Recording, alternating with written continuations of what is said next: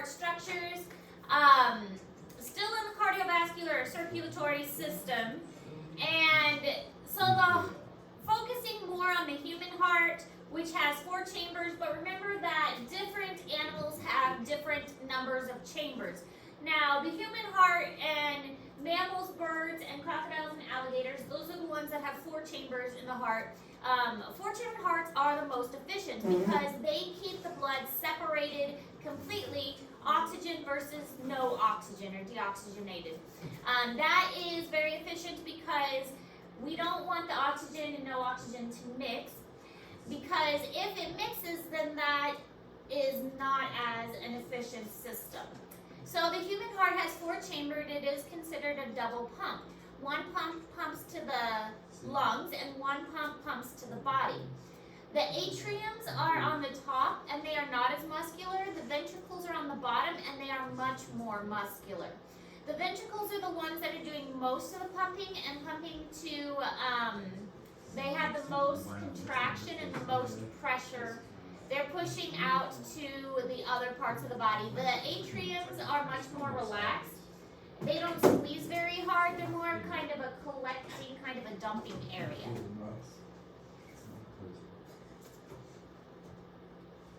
When we dissect the pig, you will need to know the atriums and the ventricles. Now, it's also important to understand the directional terms of the pig. When you're looking at the pig directionally, this is not right and this is not left, because you always refer to the pig's right and the pig's left. And this is true for like in anatomy, whenever you're looking at something, you're always referring to like the patient's right and the patient's left. So yes, when we look at it, this looks like the right and this is the left, but it's actually like, imagine that the person is lying down on a table. This is the patient's left and this is the patient's right. So you always refer to the patient's, whatever the person's thing is. This is important, like if you are a doctor and you're saying, okay, we're going to amputate the left toe, you want to make sure you're amputating the person's left toe and not what you think the left toe is, because you don't want to amputate the wrong structure. So you always refer to the patient's left side. So in terms of dissecting, in terms of surgery, you're always referring to the patient's left and the patient's right. So in terms of the heart, this is the left side of the heart and this is the right side of the heart. So this is the right atrium and the right ventricle, and this is the left atrium and the left ventricle. And on your test, you would need to be specific. If I ask for atrium or ventricle of the heart, I want left or right. And specifically as well, if I ask for a kidney, I will want left or right kidney, and you better make sure you're specifying the patient's left or the patient's right, because if you get it wrong, you lose points. All right, so these are the parts of the heart, and you will, I'm not going to go super in depth with this, but I do want you to know the ventricles and the atriums. So that would be a question you would be responsible for knowing. Atriums or ventricles. You would need to know aorta. You would need to know superior and inferior vena cava. Those would definitely be on the test. Apex of the heart might be a question because that's the pointy part. But again, you would be responsible for knowing left or right. Now, for the pig, you can cut the heart open to see the valves. The heart is kind of small, but you don't want to mutilate the heart, because if you mutilate the heart, then that would make it difficult to be tested over it. But you can open up the heart for the pig. You would want to make a cut from the bottom and cut like straight upwards. This would be a frontal cut. So you would make a frontal cut straight up the heart so you can see the structures inside. Now, there's also this cool structure called a foraminal valve. A foraminal valve is a hole that is found between the 2 atriums in fetuses, in human fetuses. This structure that is located between the two atriums allows for blood to pass back and forth. This is because that humans do not need their lungs when they are in the uterus. This lets the blood bypass the lungs because when the baby is in the uterus, it doesn't breathe. So it doesn't need to go to the lungs and get oxygenated.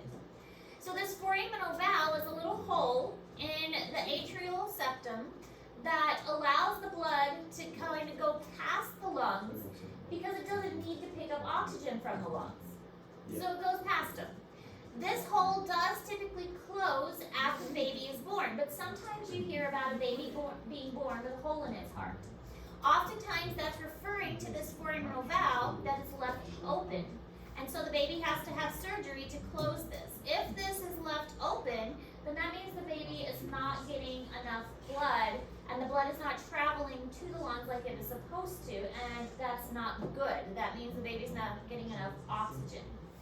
So the foraminal valve, this will be a question on the test. So make sure you understand the importance of the foraminal valve and that it is a structure that allows the blood to bypass the lungs in a fetus because the baby doesn't need its lungs when it's in the mother.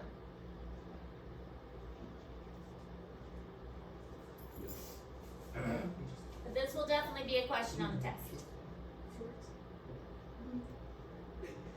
So this is what the heart looks like. In fact, my anatomy class last hour actually just dissected a heart. We did a sheep heart. It looked just like this. This is an atrium up here. This is another atrium. This is the ventricle. This is the septum. So this is another ventricle here. This is the aorta. Their aorta didn't look this nice. Theirs was kind of cut really closely. But the atriums look really different than what you would imagine. This is the other atrium. The ventricles are very, very big. A thick septum divides the heart into a right half and a left half. Each half is further divided into two chambers by an atrioventricular, or AV, valve. The right atrium receives the oxygenated blood from the superior vena cava, from the head and arms, and the inferior vena cava, from the trunk and legs. Blood moves from the right atrium through the right AV valve and into the right ventricle. The right ventricle receives the oxygenated blood from the right atrium by way of the AV valve. The ventricle pumps this blood out through the right semilunar valve and into the pulmonary artery. The pulmonary artery carries the deoxygenated blood to the lungs. The left atrium receives blood from the left and right pulmonary veins. This blood comes from the capillary beds in the lungs and is well oxygenated. From the left atrium, the blood moves through the left AV valve into the left ventricle. The left ventricle receives well oxygenated blood from the left atrium by way of the left AV valve. When the left ventricle contracts, blood is forced through the left semilunar valve into the aorta, which carries it to all the major arteries that run throughout the body.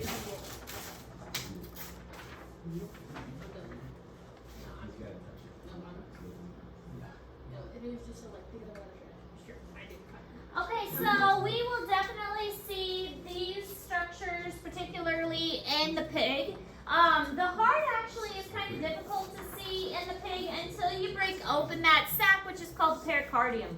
The heart hides within that pericardium. The pericardium is a protective covering that keeps the heart in place, but also provides kind of a cushiony sac. It is a double-walled sac that keeps it in place and holds it, and then you have the lungs on either side. Keeping the lungs close to the heart is important because they are closely associated with each other. Really, the whole point of the lungs is to provide that oxygen that the heart pumps the blood to. Now, the diaphragm right underneath separates the thoracic cavity from the abdominal cavity, but also provides the inflation necessary for our lungs in order for us to breathe. So that diaphragm contracts, and when the diaphragm contracts, it kind of makes like a suction movement so that the air gets sucked into our lungs. And when it relaxes, it pops back up and pushes the air out of our lungs.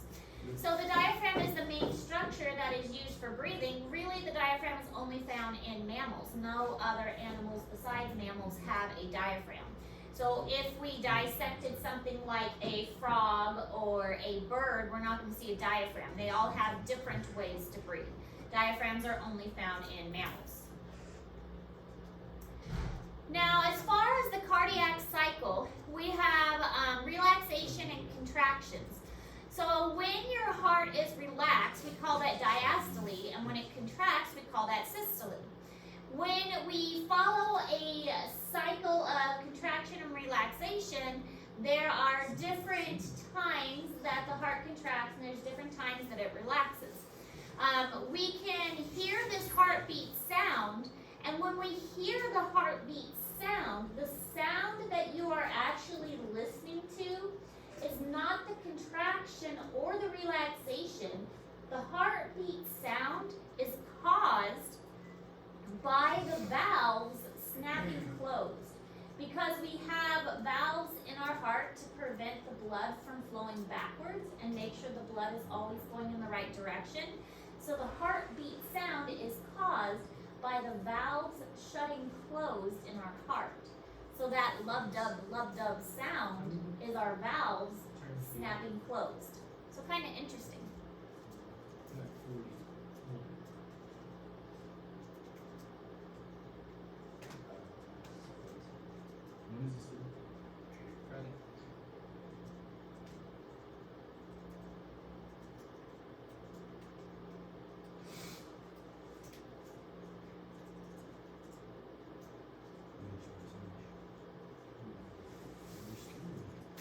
What you might do.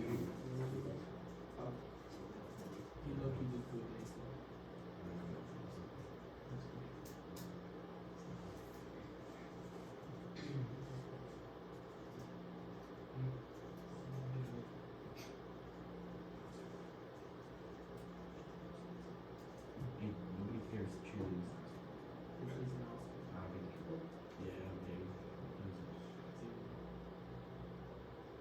You're holding, bro. Oh, why did you post that? Who posted it? Avery. Too excited. He's doing.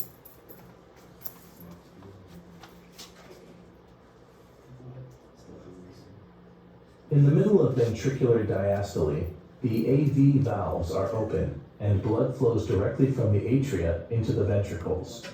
Ventricular volume rises slowly. In late ventricular diastole, the atria contract, forcing blood outward and completing the filling of the ventricles. At the onset of ventricular systole, the filled ventricles begin to contract. Pressure in the ventricles increases above that of the atria, forcing the AV valves to shut. The shutting of these valves produces the first heart sound. The semilunar valves are not yet open, so for a brief moment, no blood can enter or leave the heart. As systole continues, the ventricles contract further, and the increased ventricular pressure forces the semilunar valves to open. Blood is forced out of the ventricles into the aorta and pulmonary arteries. As ventricular diastole begins, ventricular pressure drops and the semilunar valves shut, producing the second heart sound. For a time, ventricular pressure exceeds atrial pressure, so the AV valves are also closed. As ventricular pressure continues to drop, the AV valves open, returning us to our starting point in the cardiac cycle.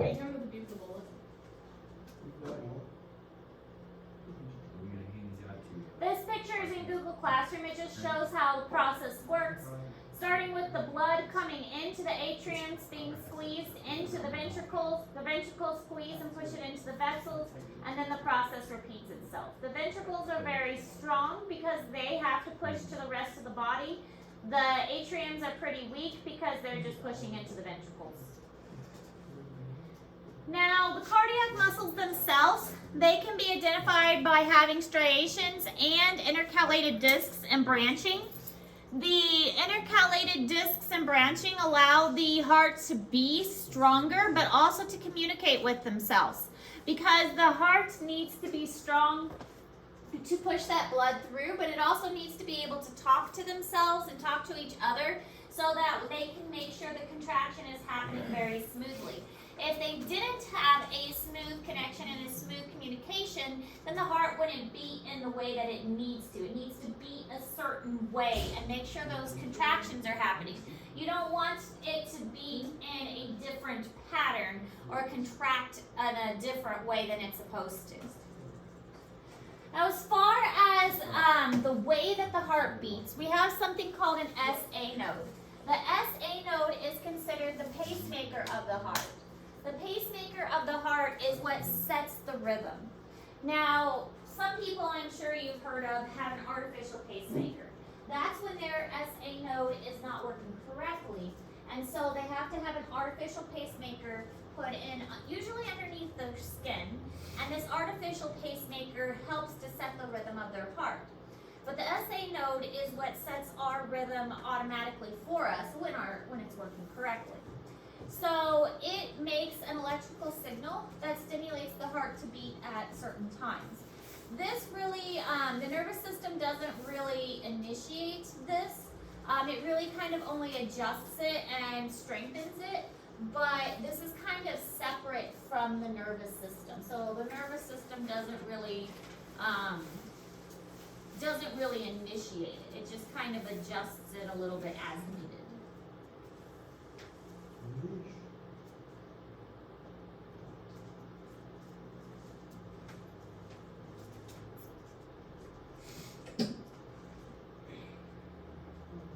So there'll probably be a question about the SA node on the test too.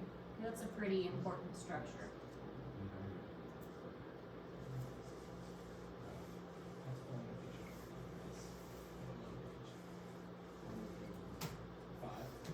Double space is 5. Well, all my pictures are this small on one page. The rest is all. Do you have one like labeled which one doesn't push? No, it says at the top of each one. This one says male versus female with reproductive system. This one says table. This one you can tell is skeletal because it's skeletons.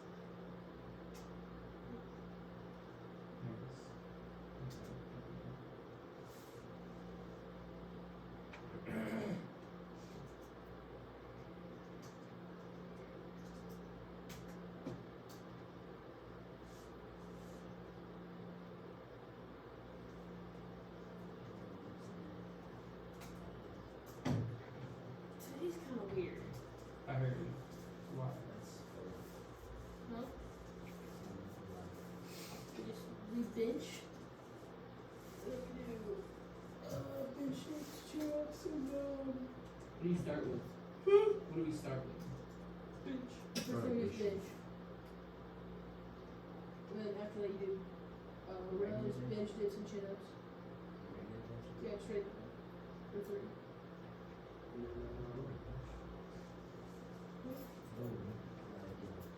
And then after that you can do hanging leg raises. Then you go into planks, back and then hanging leg raises, back and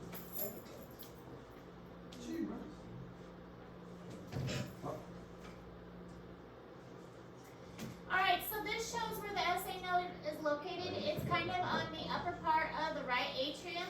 It sends its signal down and across, so it sends it down to what's called the AV node, but also across to the left atrium.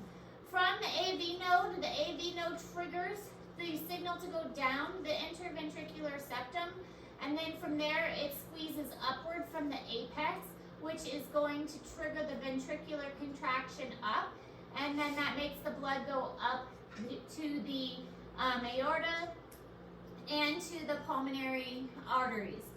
So it's a series of contractions starting with that SA node, which sends the signal to the other atrium and to that AV node, and that sends it down to the ventricles and then squeezing up the up from the ventricles.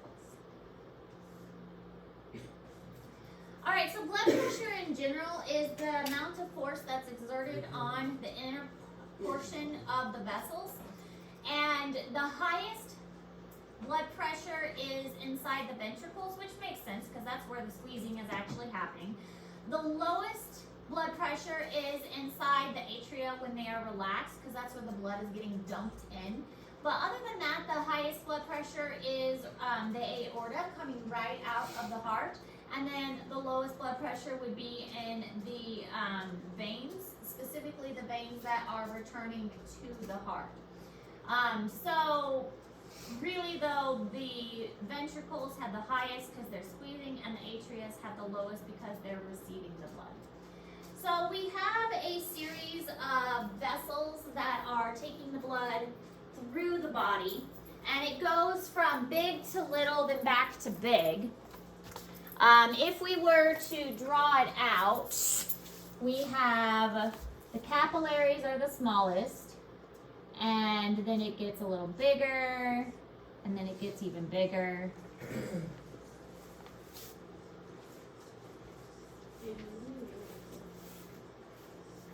Okay. So these are capillaries.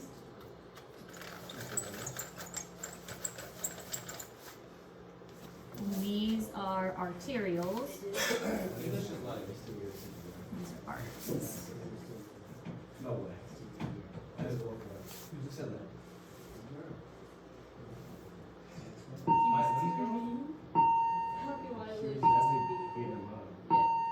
Okay. So it goes from the heart to the arteries, then it goes arterioles, and then it goes capillaries. From the capillaries it goes to venules, and from the venules it goes to the veins, and then it goes back to the heart. So it goes big to little to the tiniest, and then it goes back to a little bit bigger, and then it goes to the biggest, and then it goes back to the heart. So it kind of goes big to small and then back to big again.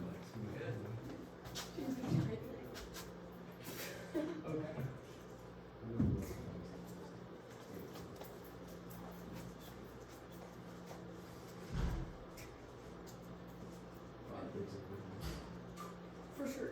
Oh, most definitely. She probably bitches 225. I'm pretty sure AG bitches. Huh? Pretty sure you.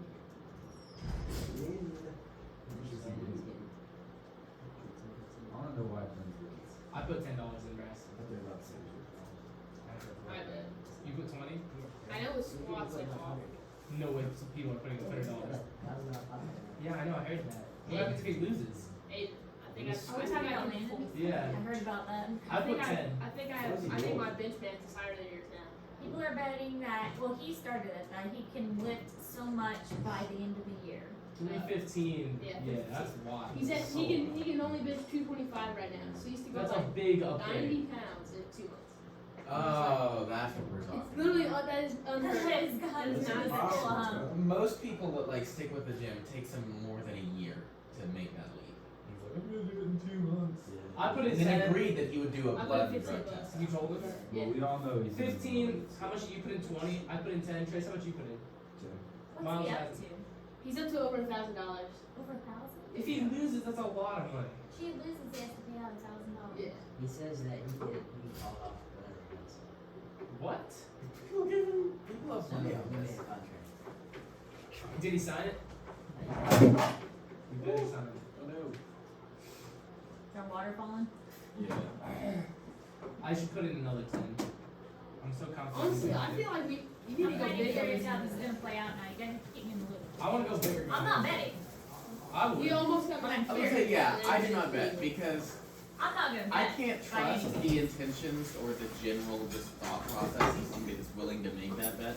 So I also don't trust them to give me any money. I don't think it's safe and, illegal for teachers to get involved in anything like that. I kind of want to keep my job. Ah, But I'm curious. I'm curious how it plays out. Will you bet against them? If you want a teacher and you're a student? Bet against me.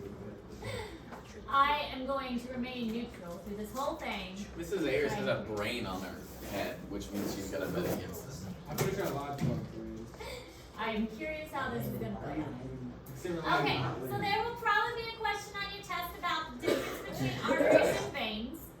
Arteries are much thicker walled, and the reason arteries have a thicker wall is because the arteries need to control that pressure. They have a high pressure, and so if they had a flimsy wall, they would just explode with the amount of pressure that is going through them. So they have to have a thick wall to control that high amount of pressure that is going through them. So arteries have a thick wall. Arteries have a smaller center. Because their wall is so thick, their center is going to be much smaller. Also, arteries lead away from the heart. That's kind of what arteries are. Veins have a thinner wall. Veins have a larger opening. The opening is called a lumen. Veins also have valves. The valves prevent backflow, which is extremely important because the veins are located within the legs, and the veins would otherwise have a bunch of blood pooling in the feet because gravity, of course, prevents the blood from wanting to go back up to the heart. So they have valves that prevent the blood from falling back as it's traveling up to the heart. So the valves prevent the blood from pooling in your feet and help it go one direction. Capillaries are very tiny, one cell thick, and they help the blood to slow down so that the blood can actually slow down enough for the nutrients to get exchanged. And we talked a little bit about that yesterday. But there would be a question about the difference between arteries and veins on the test, and this is a good slide that has a lot of those comparisons, and this is in Google Classroom for you. Alright, so this is what an artery looks like close up. Thicker wall, smaller opening, away from the heart, and no valves present. So an arteriole is just a smaller version of an artery. And then we have our capillaries, which are really, really thin, and they are one cell layer thick, which is important because it allows those nutrients to pass across the membrane. Then we have our veins. With the veins, we do have that valve. That valve prevents the backflow so that materials are not going to flow backwards and kind of accumulate at the feet, and they allow the blood to keep going one direction. Also, the walls are much thinner, and they have a bigger opening. Did you know that cells cannot survive without a source of nutrients or a way to remove toxic wastes? Blood vessels transport these substances in the blood to and from your body cells to help keep your body in equilibrium. Let's compare and contrast 4 types of blood vessels. The heart pumps oxygenated blood into the arteries. Arteries have thick, muscular, elastic walls to sustain high blood pressure from ventricular contraction and a high volume of blood rushing through these vessels. Between contractions, the walls recoil and force the blood forward through the rest of the circulatory circuit. Arterioles are smaller vessels that transport blood away from the arteries and toward target organs. Control mechanisms cause either relaxation or contraction of smooth muscles in arterioles. Relaxation widens arterial walls to encourage blood flow to an area of the body, whereas contraction of smooth muscles constrict vessels to divert blood away from particular organs. Microscopic capillaries are so small in diameter that red blood cells must travel in single file through them. Having only one thin endothelial layer allows gases like oxygen and carbon dioxide to be easily exchanged between the blood and the fluid bathing the blood cells by the process of diffusion alone. Capillary networks are so abundant that at least one of these tiny vessels is located close to every cell in the body. Blood flows back from capillaries into venules and then to veins.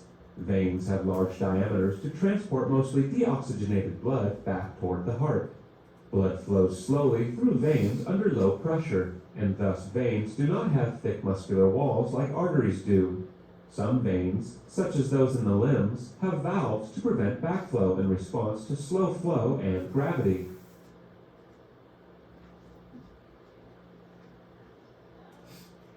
So this is in Google Classroom, so you don't have to write this down. But differences between arteries, veins, and capillaries, again, going to be on the test.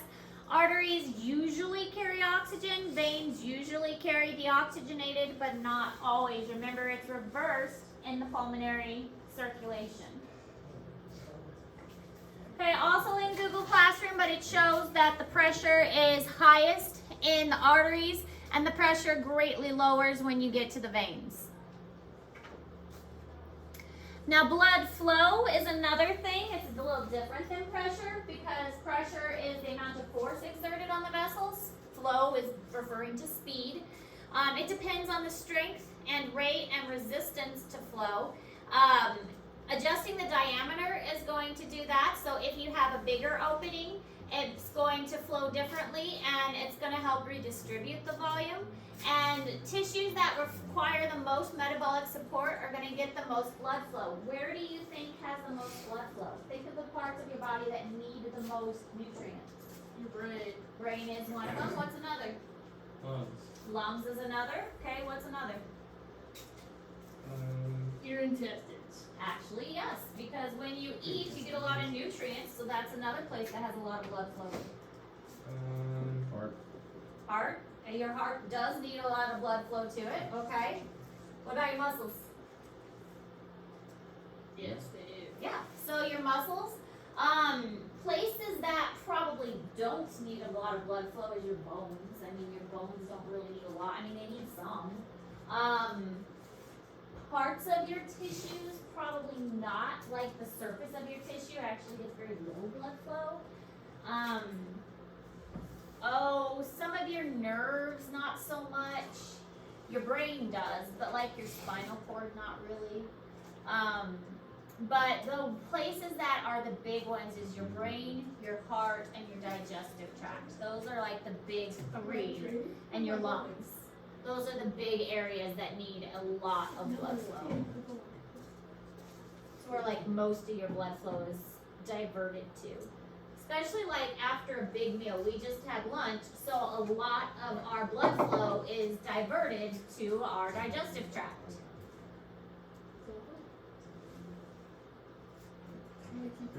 My mission's gonna keep this ball for the entire year, never lose it. So let's do high now. Everyone who tried that ball. That's a decent record.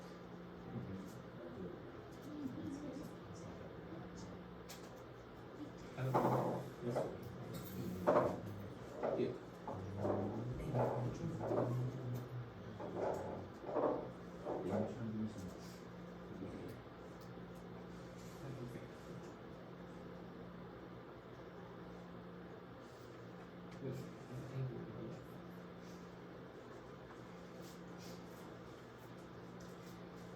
So this shows where most of our blood gets diverted to. 100% goes to the lungs, which makes sense. So we kind of pump our blood to our lungs. And then depending on what we're doing, 21% goes to our digestive tract and 20% goes to our kidneys. Now our kidneys needs to filter the blood. That's why a lot of it goes to our kidneys.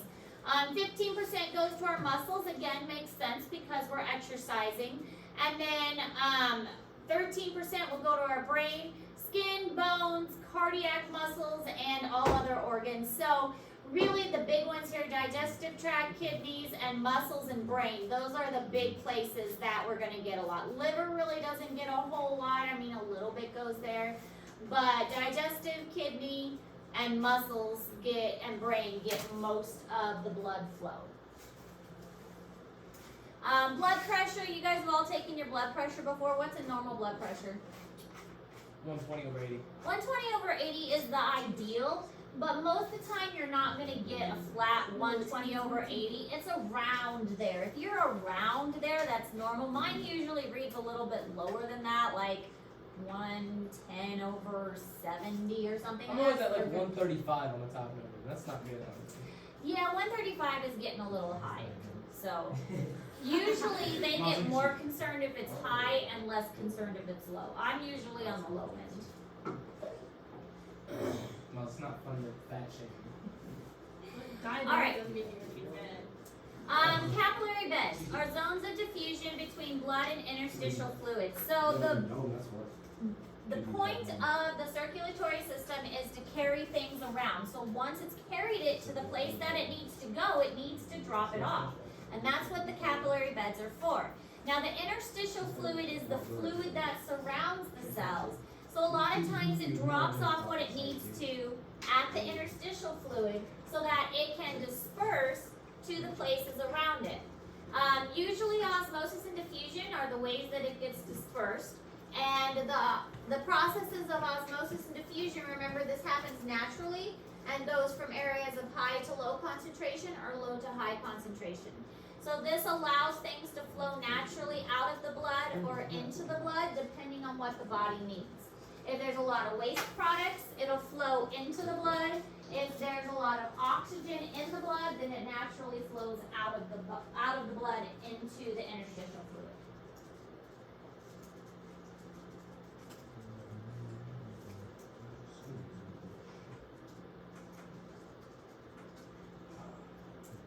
Oh my gosh, Mom. That's like the third time. Why do you Mom's keep phone. falling I down? did, what do you call this? No. And you, The first one worked. you, The first one worked. Oh, dude. Put down back there. And that's it. can you take a picture for me?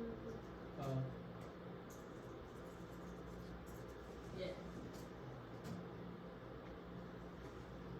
Make sure to get the like thing. Dude, make a science class. Dude, you can look at No, no, no, no, no. What are you talking about? why'd you take a live photo? I don't take it. Oh, I had to send You did it like a bad. I don't know.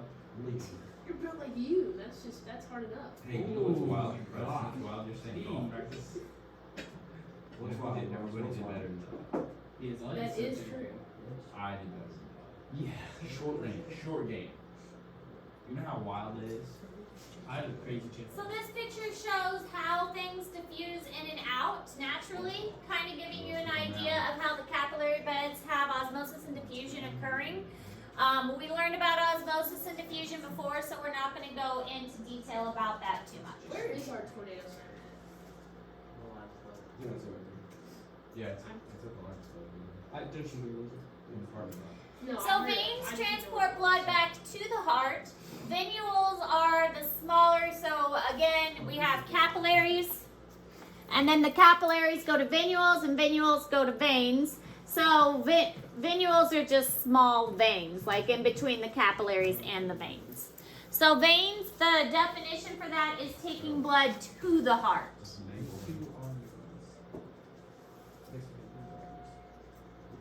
Arteries away from the heart, veins to the heart.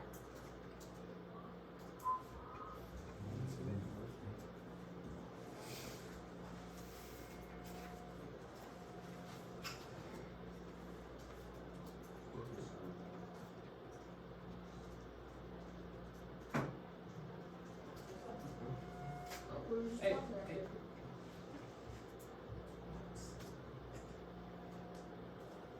Samra. Sam, we're actually we're still having learning, class. actually, Sam. You guys actually working today?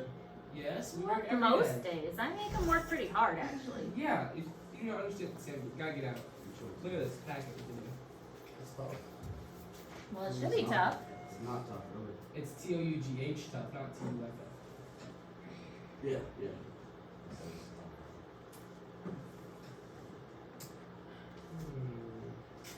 This shows how the blood travels up from the feet. It has to be squeezed up because the vessels don't have a whole lot of pressure. So this is also why when you are on a long car ride, they tell you to get up and walk every couple of hours. If you take a long flight, if you have surgery, they usually have you up and moving after surgery. Because as you squeeze the leg muscles, it actually pushes the blood and helps the blood to circulate. If you do not move, then the blood will pool in your legs, specifically at the area of these valves, and will collect there, and typically you get blood clots. So moving around and squeezing the muscles and using the muscles in your legs actually helps you to prevent blood clots. And that makes you increase your circulation by actually moving your legs. So if you are incapable of moving your legs, they will do physical therapy to move your legs for you to increase your circulation. Hemostasis is the process that stops blood from flowing from small vessels hemostasis. It prevents you from bleeding out if you have an injury. So the process starts with a blood clot. So your vessel will constrict and get really tight, and then it will form this kind of fibrous connective tissue over it, and platelets will also go to this area. So first of all, the vessel constricts to stop the blood flow, and then you have a lot of materials kind of flow to this area. The platelets will go there as well to form the clot so that the blood stops leaking out. Because one of the first things is they want to prevent the blood from leaking out. I'm pretty sure months ago. Stop instigating. You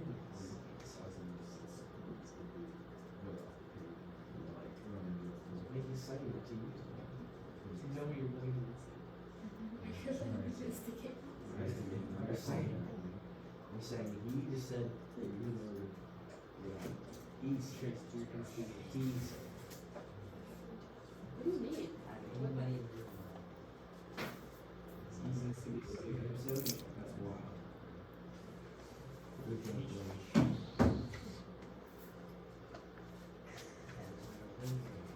that dude said that. He is low-key wearing a windbreaker.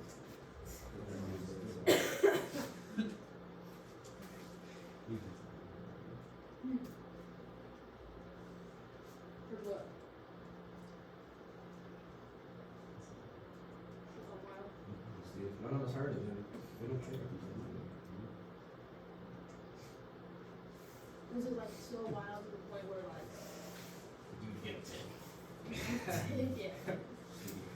This shows the different steps. First is the vessel is damaged, of course, and then the vessel constricts to stop the blood flow, sending things to that site such as platelets, which cause them to stick together. This can happen in as little as 15 seconds. Then the clot begins to form in 30 seconds. Enzymes come to this area. Thrombosis happens where the fibers coagulate and make them kind of catch the other blood so that the blood doesn't flow out. We have white blood cells that come to this area in case bacteria or other pathogens have come in to help to dispose of those pathogens. Maybe 3 years. There are other disorders that can happen to the circulatory system: atherosclerosis, hypertension, heart attacks, strokes, and arrhythmias. Atherosclerosis is hardening of the vessels, so they're not very stretchy. This is not good because you need your vessels to have elastic to them to accommodate the high blood pressures. If they don't get stretchy, then it is more likely for your vessels to rupture. Hypertension is chronic high blood pressure, and that makes your heart tired. So your heart is more likely to have a heart attack. If you have high blood pressure all the time, then your heart gets tired. Heart attacks is when your heart stops beating, or if you have a clot that blocks off a vessel to your heart, and then some of your heart muscles stop receiving oxygen. Stroke is when you get a blood clot to the brain, and part of your brain stops receiving oxygen. And arrhythmias is irregular heartbeats. Exercise and maintaining a good weight and lowering your risk of, or don't smoking, these all lower your risk of any of these heart disease. Heart disease is the #1 cause of death in the United States, or in the world, I think. Definitely United States.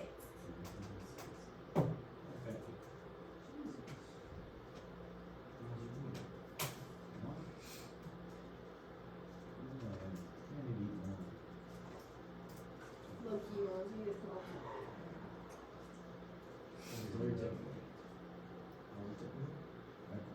It's not a bad thing. You need to grow it. You need to get big, man. You need to start eating just straight protein.